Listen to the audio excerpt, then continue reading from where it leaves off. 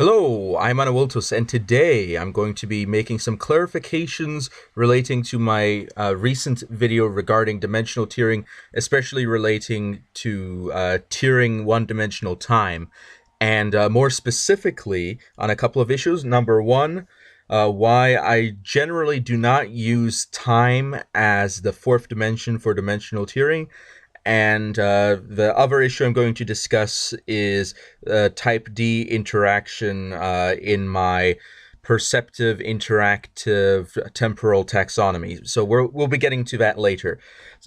Anyway, so the reason I don't use time as the fourth dimension for dimensional tiering, there's actually a few different reasons. But number one is that there's a lack of parallelism. That is to say, you've got dimension one, which is a line. Dimension two, you can have a plane, or dimension three, you have a space. And then dimension four, you then extend that into a space-time continuum. And that's where I find the problem. And the problem is that you're taking spatial dimensions, length, width, and height, and then you're putting time onto it. And time is an entirely different dimension that has entirely different purposes to the other dimensions. So in order to remain consistent in my dimensional tiering, I prefer to use other types of dimensions, specifically more spatial dimensions. So you get 4 spatial dimensions, 5 spatial dimensions, 6 spatial dimensions. So if someone were to do some power scaling or some dimensional tiering with time, I would prefer that that person separates the dimensions into their categories. For example, you can have spatial dimensions, you can have temporal dimensions, and you could even have, let's say, dimensions of comedy. And that's where it brings me to problem number 2. Now, it opens up the gateway to use all sorts of different dimensions for dimensional tiering, because if you're not defining dimensions by categories, if you're not making these categories, you end up having a slippery slope, for lack of a better term, for all sorts of other dimensions, such as comedy. For example, I can say that person X doesn't have a sense of humor, but I do, therefore I'm a dimensional tier above person X. And although that is true, it is an entirely different type of dimension, therefore we shouldn't really add that onto dimensional tiering. And reason number 3 that I generally do not use time for dimensional tiering is that oftentimes it is used incorrectly. I see people use it incorrectly all the time. And that's actually why I made my perceptive interactive temporal taxonomy. It's to show how time as a fourth dimension can be used incorrectly.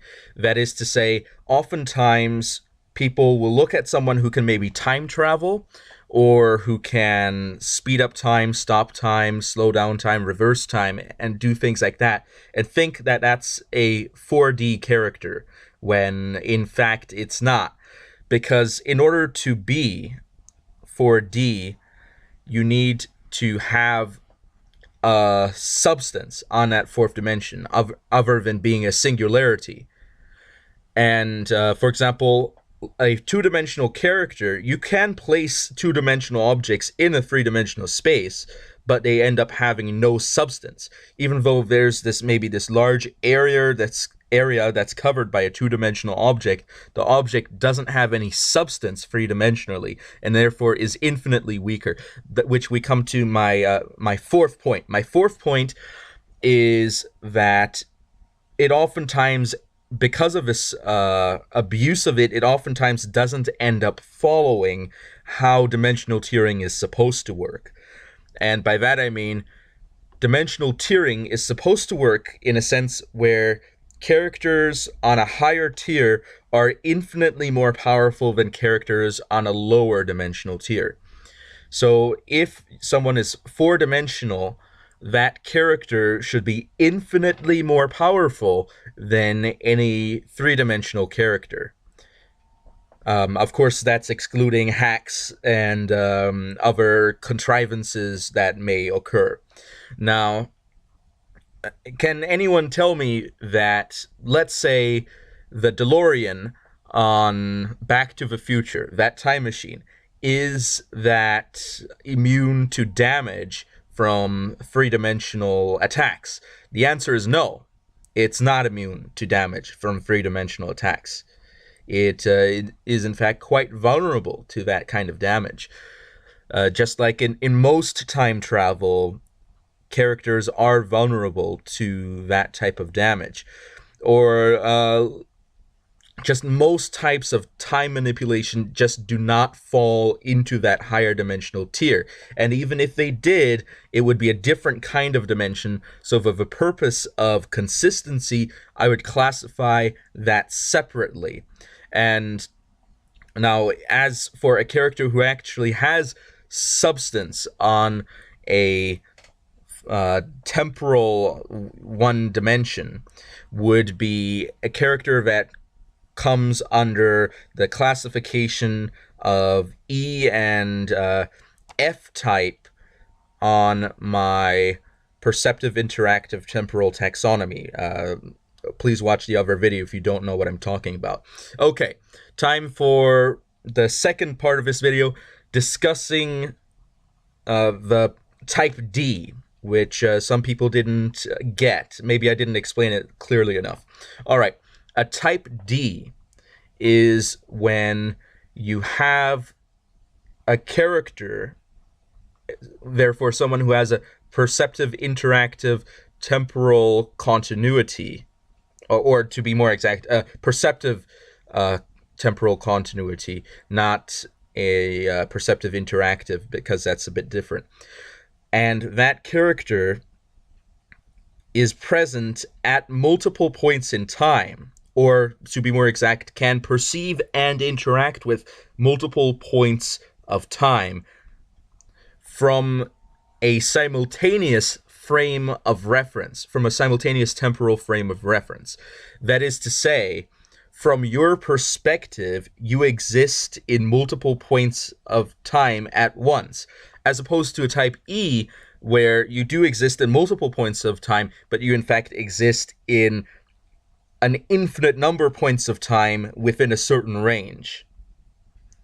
Or a type F, where you exist in all points of a time scale. So an example of this would be, let's say you have one mind, because for it to be a perceptive continuity, you have to have a mind. Now, of course, inanimate objects have an interactive continuity that occurs as well. Objects do have a history. So I'm not saying that that's something that doesn't exist, but the reason I use perceptive and interactive is to emphasize the coherence of the body and the mind, time-wise. But, okay, the example. You have one mind, but you have two bodies that you can control from your perspective in real time. However, from everybody else's perspective, these two bodies are controlled by you 24 hours apart. So you see what I'm saying? You technically exist in 2 points of time at the same time.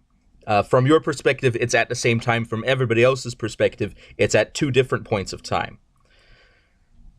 And that does give certain advantages for manipulating the butterfly effect. And I might make a whole video on how to power scale the butterfly effect, because scaling cause and effect is something that's very interesting, because the butterfly effect is in essence similar to, let's say, pulling the trigger to a gun and that fires a gun, except that's just a lot shorter range. And you may wonder, how powerful is the butterfly effect? does the butterfly effect, how can we scale that? So that's something I'll make another video on. And if you'll please give me your opinions on that in the comment section, I would be happy to know that. So anyway, if anybody got confused by what I was saying in this video, if you disagree by what I was saying, if you have suggestions for another video, or if you would like to actually contact me and discuss things with me, or even co-host an episode with me, I would be happy to do that. So please contact me in the comments below, or on my email. That's another way to contact me. Don't try to contact me on Twitter. I'm almost never on Twitter. I have it automatic on Twitter, so don't try to contact me there. So anyway, thank you all for watching, and I will be seeing you all next time on Awiltos over and out.